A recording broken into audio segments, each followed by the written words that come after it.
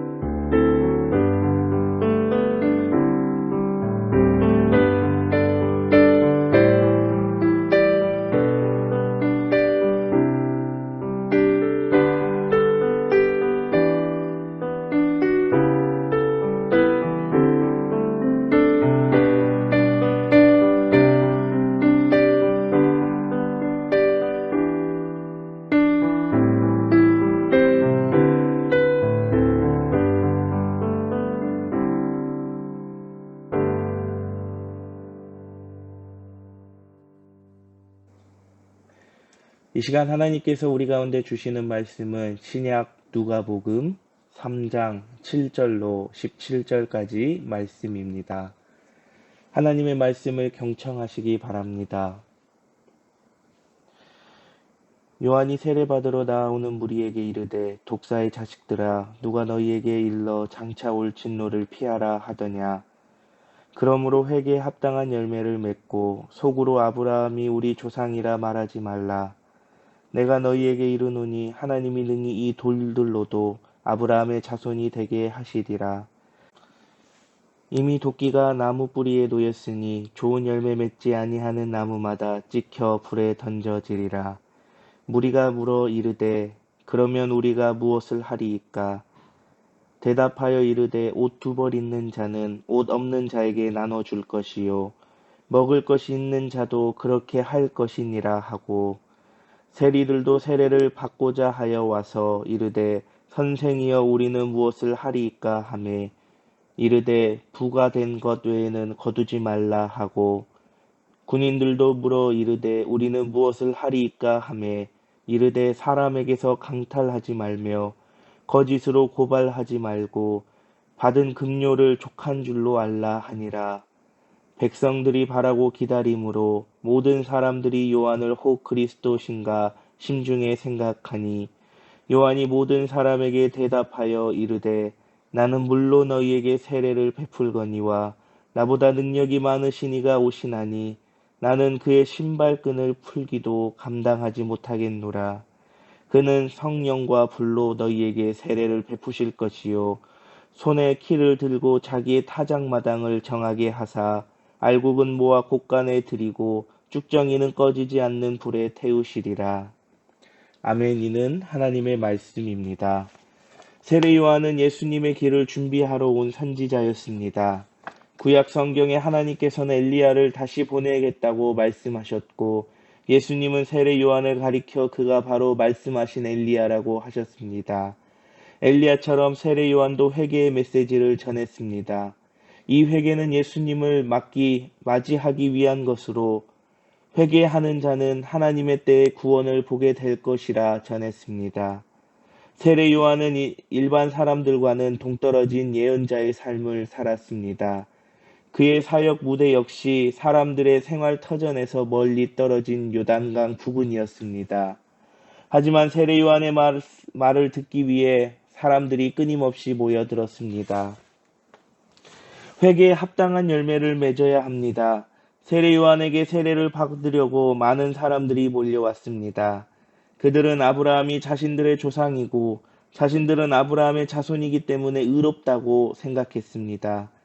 요한은 그들에게 독사의 자식들이라고 꾸짖으며 회개에 합당한 열매를 맺지 않으면 찍혀 불에 던져질 것이라고 했습니다. 그들은 세례 요한의 메시지를 듣고 자신들이 무엇을 해야 할지 물었습니다. 요한이 말했습니다.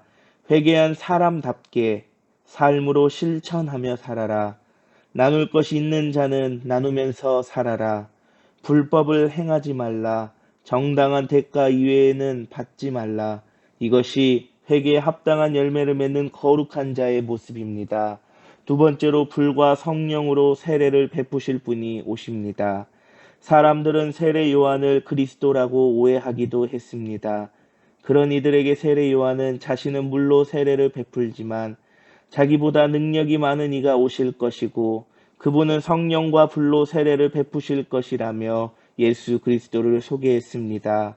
그리고 말했습니다. 그는 흥하여야 하겠고 나는 쇠하여야 하리라. 세례 요한은 자기의 역할과 위치를 정확히 알고 있었습니다. 그는 오실 메시아를 높이고 섬기는 사명을 다했습니다. 우리도 다시 오실 예수님을 기다리며 그 길을 곧게 하는 일에 충성합시다. 이 시간 받은 말씀을 가지고 우리의 삶을 나누기 원합니다. 언제가 회개할 때라고 생각합니까? 세례 요한은 하나님의 심판과 구원의 때가 임박했음을 선포했습니다. 지금 바로 회개하라. 하나님의 말씀에 순종하지 못했다면 지금 당장 행하라. 이미 오신 예수님이 곧 다시 오십니다. 회개에 합당한 열매를 맺읍시다. 다시 오실 예수님을 기다리며 오실 길을 예비하는 구체적인 실천을 나눠봅시다.